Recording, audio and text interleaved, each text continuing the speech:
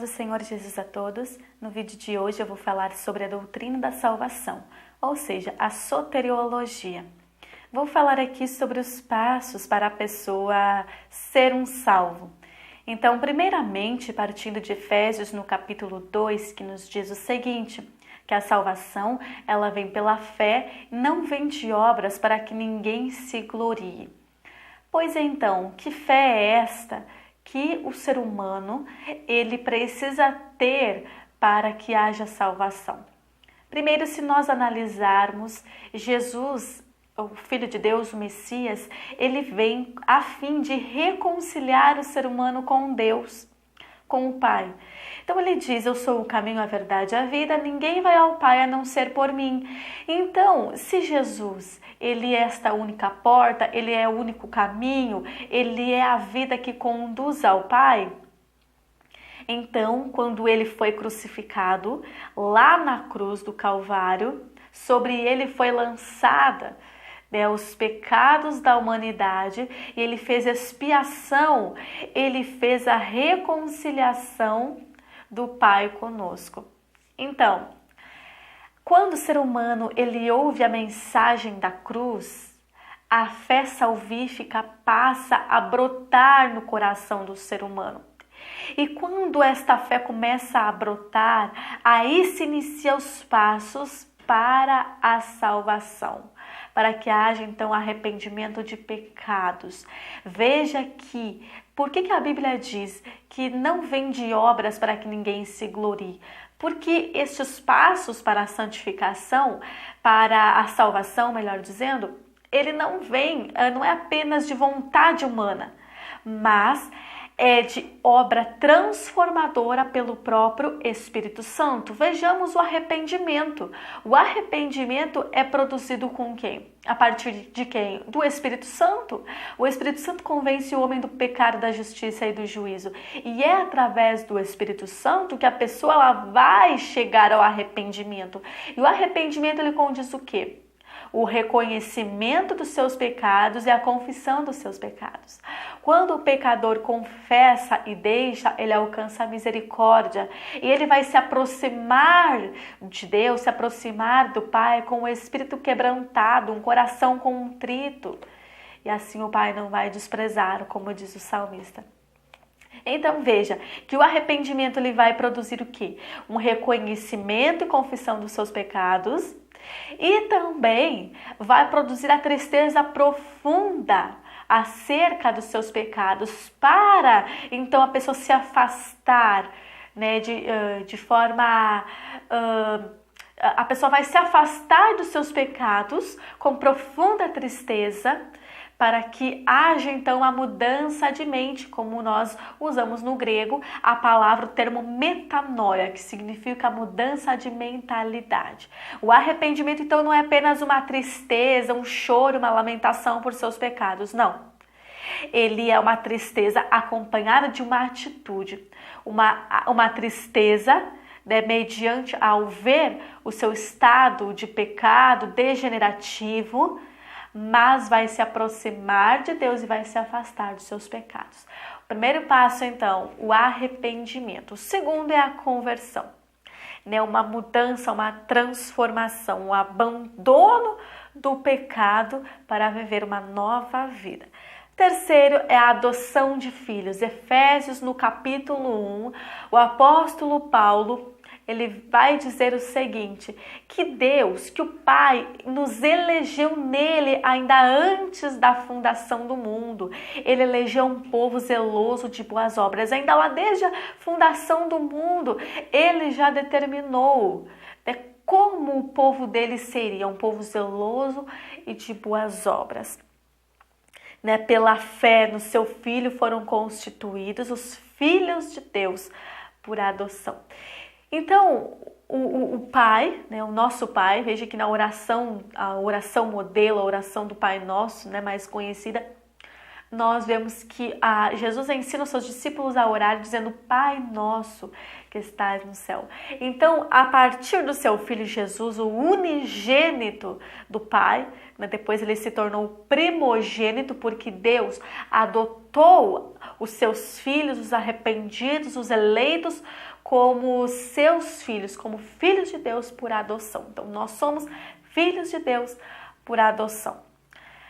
Terceiro passo, então, é a justificação. É como se Deus, como se o Pai fizesse uma audiência com a humanidade e ele julgasse fora o íntimo, ele julgasse as intenções dos corações. E mesmo sabendo que nós erramos, mesmo sabendo que nós temos uma natureza adâmica, ele ainda nos justifica. Ele nos justifica pela fé, como está em Romanos no capítulo 5. Ele nos justifica pela sua graça, como está escrito em Tito no capítulo 3, versículo 7. Então esta graça é um favor imerecido. Nós não somos merecedores de ser justificados, mas ele nos justifica. E nós somos justificados pelo sangue de Jesus, que está escrito em Romanos no capítulo 3, versículo 25. É somente pela fé, pela graça e pelo sangue de Jesus que nós somos justificados. Nós não merecemos, mas ele nos justifica. Outro passo para a salvação é a regeneração, uma mudança interior, uma transformação interna que o Espírito Santo opera na vida do ser humano. E quando nós somos regenerados, nós somos nascidos de Deus, nós somos nascidos do alto, nós somos nascidos de novo e nós nos tornamos uma nova criatura. Como o apóstolo Paulo diz lá na carta, segunda carta aos Coríntios, que ele diz: as coisas velhas já passaram e tudo se fez novo. Então a pessoa que é transformada, uma pessoa que é regenerada, ela vai produzir os frutos do Espírito. Ela vai ser uma pessoa transformada, ela vai ter uma mudança de mente, ela vai se afastar do pecado, ela já não vai mais viver segundo o curso deste mundo, mas vai viver uma nova vida, vai ter novidade de vida com o Pai. Outro passo para a salvação é a santificação. Nós somos santificados através do sangue de Jesus, somos santificados pela palavra de Deus, nós somos santificados através das obras do Espírito Santo que opera em nós e somos santificados pela fé, mediante a fé, mediante ao sangue puro de Jesus, nós somos limpos, nós somos santificados. E esta santificação é uma separação do mundo. Por isso que quem é crente, quem é nascido de Deus, quem é nova criatura, quem é regenerado, não vive como o mundo. Não vive fazendo a vontade do mundo, não é mais dominado pelo mundo, pelo sistema deste mundo, pela corrupção, pela iniquidade, pelo pecado. Por quê? Porque tem uma nova vida, foi santificado, foi lavado, foi transformado. A verdadeira santificação requer uma profunda comunhão com Cristo. Estar lá na videira verdadeira, como João escreve em sua carta no capítulo 15, dizendo que Jesus é a videira verdadeira e nós somos os ramos, nós somos os galhos. Então aquele que tem uma vida de santidade, de santificação, ele vai estar na videira verdadeira. Ele também tem comunhão com os demais irmãos em Cristo. Ele vai se dedicar à oração, vai se dedicar a fazer a justiça, vai ter amor à justiça e ódio pelo pecado. Pessoas que são regeneradas, pessoas que são salvas, que são transformadas, elas não vivem mais lá no pecado, na sua vida de devassidão. Ela não vive mais porque ela tem ódio à iniquidade. Aquilo que ela fazia antes, ela abomina e ela ama obedecer a Deus, ela ama temer a Deus, porque ela é uma pessoa salva, uma pessoa que está sendo purificada dos seus pecados. Uma pessoa que ela é salva e vive na santificação, ela é cheia do Espírito Santo. O Espírito Santo, ele é Deus. Então a pessoa que está cheia do Espírito Santo, está cheia de Deus e não vive mais no pecado e na dominação do pecado, mas é uma nova criatura. Você é um salvo? Você está salvo? Se ainda você não está salvo, se ainda você não é um salvo, Se converta ao Senhor, arrepende-se de seus pecados, tenha uma mudança de mentalidade, vive uma vida de santificação, para você ter uma nova vida, para você ser uma nova criatura, para você ser nascido do alto, nascido de Deus. Assim como Nicodemos, ele era um religioso, obedecia a lei, mas não era nascido de novo. E Jesus disse para ele: é necessário nascer de novo. Ele diz: mas como eu vou nascer de novo? Eu já sou velho.